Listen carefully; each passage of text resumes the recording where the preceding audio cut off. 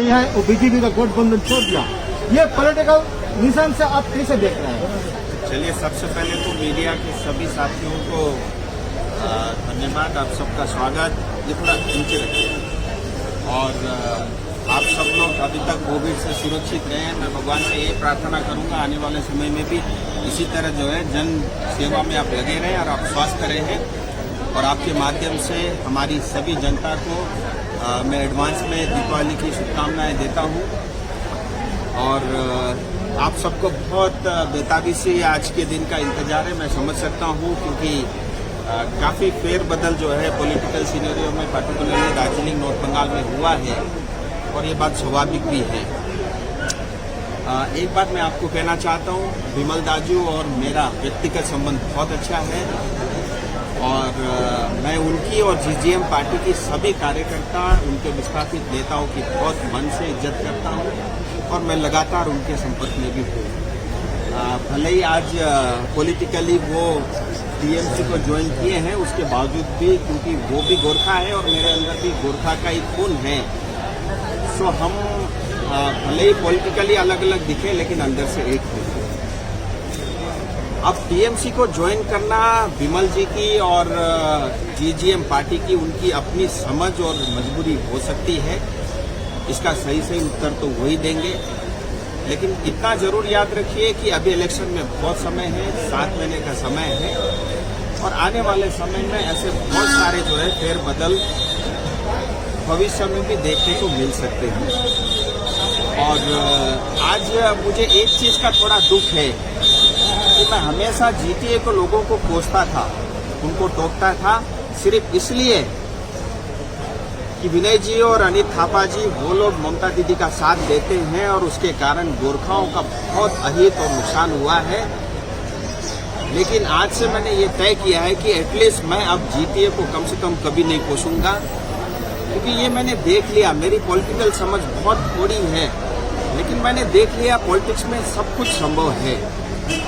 आप और हम सब कभी ये सोच ही नहीं सकते थे कि विमल जी बीजेपी को छोड़ करके टीएमसी का साथ दे सकते हैं, ऐसा मैं कभी सपने में भी नहीं सोच सकता था, लेकिन ये हुआ। और उसका कारण कहीं ना कहीं जो है जनता को ये बताने की कोशिश हो रही है कि बीजेपी ने अपने प्रोमिसेस पूरे नहीं किए। मैं आपको ये बात बताना चाहता हूँ, आज बीजेपी केंद्र में 6 साल से सत्ता में है और पिछले 5 साल के शासनकाल में क्या कुछ हुआ उसकी मुझे बहुत जानकारी नहीं है और मैं उस पर जानना नहीं चाहता। मैं सांसद बना 1.5 साल हुआ है और फरवरी तक, यानी जून में मेरी शपथ हुई, फरवरी मुझे 7-8 महीने मिले और इस 7-8 महीने में सिलीगुड़ी हो, तराई हो, डुवर्स हो, दार्जिलिंग हो, कालिम्पोंग हो, जितने हमारे मुद्दे, चाहे वो गोरखा समाज के हैं, हमारे आदरणीय साथी भी मेरे साथ ही हैं, चाहे राजवंशी के विषय हो, चाहे आदिवासी के विषय हो, हम सब ने पूरे नॉर्थ बंगाल के सब सांसद खड़े होकर के संसद भवन में हमारे सारे मुद्दे हमने रखने का प्रयास किया है। और कहीं न कहीं मैं आज कम से कम छाती ठोक के ये कह सकता हूँ कि जितनी मेरी समझ थी, जितना मैं पॉलिटिक्स को समझता था, उसके हिसाब से मैं अंदर से संतुष्ट हूँ कि मैंने अपना बेस्ट देने का प्रयास किया।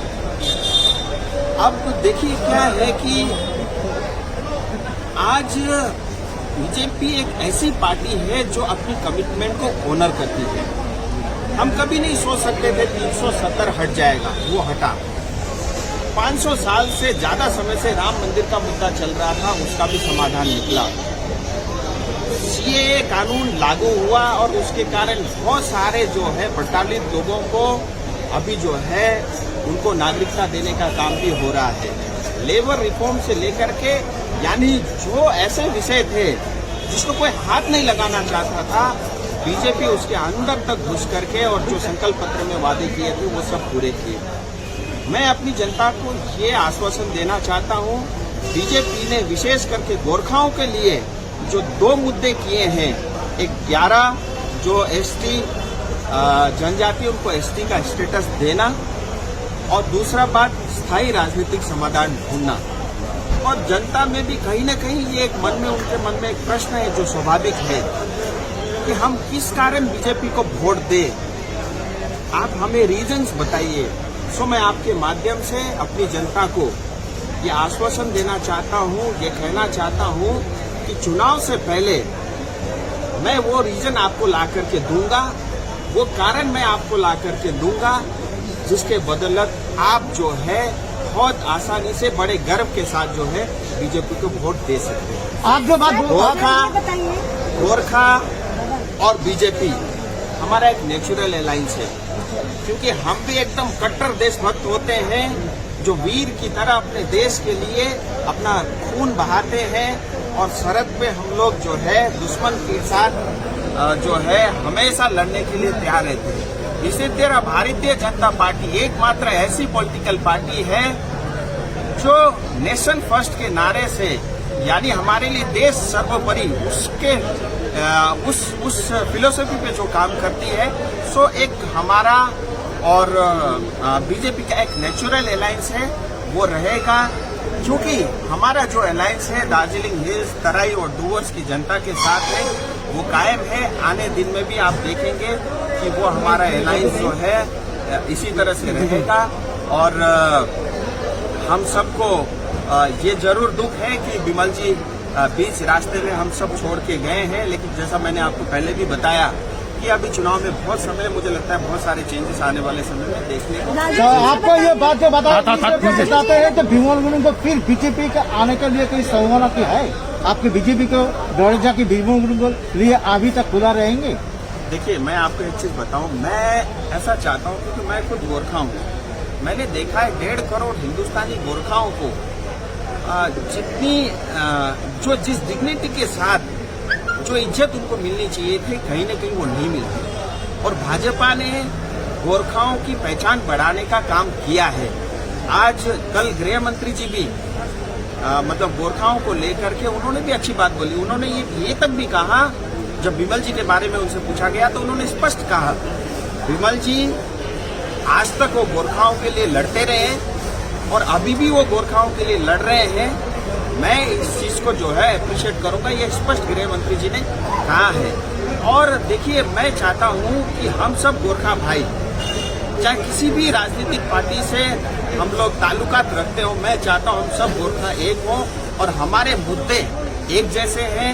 देखिए, हमारी संस्कृति हमको बचाना है, हमारी भाषा हमारे को बचाना है, हमारी आइडेंटिटी का इश्यूज हमको सॉल्व करना है। और दार्जिलिंग, तराई और डूवर्स के अंदर में जो विकास नहीं हुआ है, 34 साल तक सीपीएम ने नहीं किया और 10 साल से टीएमसी ने कुछ नहीं किया, उसके ऊपर हमको ध्यान देना है। और ये हमारे जो कॉमन से मुद्दे हैं, मुझे लगता है अगर हम एक होंगे, हमारी सोच और समझ एक होगी, मुझे लगता है हम आसानी से उसको होने के बाद दे रहा है। लेकिन विनोद तमांग जी अभी तक विमल जी को आने नहीं दे सकता है। उसको मिचिल जुलूस निकलाया, उसको गो बैक स्लोगन दे रहा है। ये आप संसद बन के कैसे देखते हैं? गोरखा लोग बहुत सरल हृदय के होते हैं, बहुत इमोशनल, और कहीं न कहीं आज हमारे लोग टीएमसी की चातुकारी और उनका जो डिवाइड एंड रूल का जो सिस्टम है, उसको हम आज भी समझ नहीं पा रहे।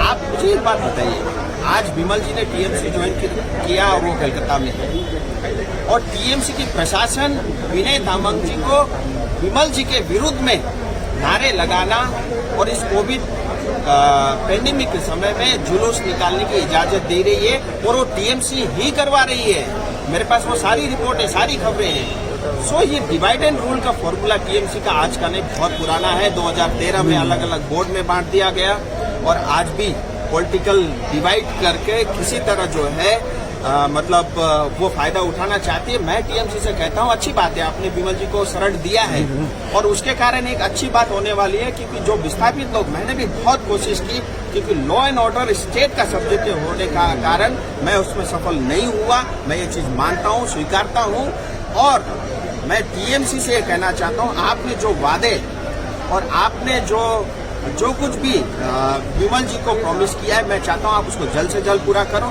और हमारे सारे विस्थापित भाई और विमल जी, मैं चाहता हूँ बाढ़ जल्द से जल्द। विमल गुरुङले टीएमसी जोइन गरेर आफ्नो गोर्खाल्यान्डको मुद्दा त बेच्यो कि अब फर्दर बीजेपी को मुद्दा पनि गोर्खाल्यान्ड हुनेछ?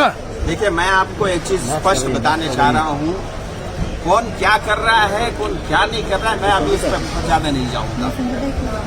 मैं देखिए बीजेपी का एक कार्यकर्ता हूं और बीजेपी पार्टी ने मुझे सांसद बनाया है और मैं गोरखाओं के बीच में रहता हूं। मैं चाहता हूं जो गोरखाओं के मुद्दे हैं उसको मैं मरने नहीं दूंगा। और मैंने आपको पहले भी बताई, इसी चुनाव से पहले मैं आपको वो कारण दूंगा, मैं आपको वो रीजन दूंगा जिसके कारण बड़े गर्व के साथ हम बीजेपी को वोट देंगे। कल नवान्नों में मुख्यमंत्री के साथ बैठक, अमित थापा उसके साथ मीटिंग को किस नजरिए से आप देख रहे हैं? साथ खेल रहे ताकि बार बार चुनाव के टाइम उसको निराश किया जाए। Turn by turn. ऐसा तो नहीं है। देखिए मैं तो 1.5 साल से तो देख ही रहा हूँ। मैं जब भी आता हूँ पूछते हैं बीपीएस क्या है, 11 जाति क्या है, मैं हर बार तो बताता हूँ। तो हमारे लिए चुनावी मुद्दा नहीं है, लेकिन हाँ ये टीएमसी के लिए जरूर जो है उनका एजेंडा है, ये बात स्पष्ट हो जाती है। क्योंकि आप देखिए ना, हमने विमल जी के लिए कितना कोशिश किया उनको निकालने के लिए, लेकिन कभी वो बोलते थे नेपाल में है, कभी बोलते हैं विदेश में है, कभी उनके पीछे आईबी लगा देते थे, कभी उनके पीछे सीआईडी लगा देते थे। यानी वो तमाम कारण और उन्होंने जो है वो सब हथकंडे अपनाए जिसके कारण उनको प्रताड़ित किया जाए। ये तो टीएमसी ने किया है। और आज अगर वो विस्थापित है, क्या बीजेपी के कारण है? नहीं है, वो टीएमसी के कारण है। सो मैं देखिए, मैं इसलिए नहीं बोल रहा हूँ कि मैं बीजेपी का कार्यकर्ता हूँ। मुझे तो कहीं भी मतलब बीजेपी कहीं भी मुझे ऐसा नहीं दिखाई देता है कि उसकी कोई गलती है। और बीजेपी ने हमेशा गोरखाओं का साथ दिया है, हमारे इस क्षेत्र के लोगों का साथ दिया है। वो कल भी था, आज भी है और आने वाले समय में भी रहेगा। ये बात मैं आपको स्पष्ट कहना चाहूँगा। क्या इतने साल बाद में फिर क्यों गोरखालैंड में डिमांड क्यों मांगा? देखिए मैं आपको बता रहा हूँ, आप 2019 का मैनिफेस्टो देखिए। गोरखाओं की हमेशा से ये मांग रही है गोरखालैंड हो। भारतीय जनता पार्टी ने स्पष्ट कहा है 2019 में हम स्थायी राजनीतिक समाधान करेंगे। आप धैर्य रखिए, पेशेंस रखिए, समय आएगा आपको भी पता चलेगा। सर नवान्नों में 3 तारीख को मुख्यमंत्री ममता बनर्जी के साथ अमित थापा और विनय तामल की बैठक हुई है, किस नजरिए से देख रहे हैं? देखिए अब ये जो बैठक हुई है, मैं आपको पहले भी बता चुका हूँ, ममता दीदी ये डिवाइड एंड रूल पॉलिसी कर रही है। विमल जी के साथ अलग बैठक कर रही है, विनय जी और अनित थापा जी के साथ अलग बैठक कर रही है और ये विभाजन करना चाहती है। आप देखिए 2013 के बाद उन्होंने 16 बोर्ड बना करके गोरखाओं को अलग अलग जाति में बांटने का काम किया, वो सफल नहीं हुई।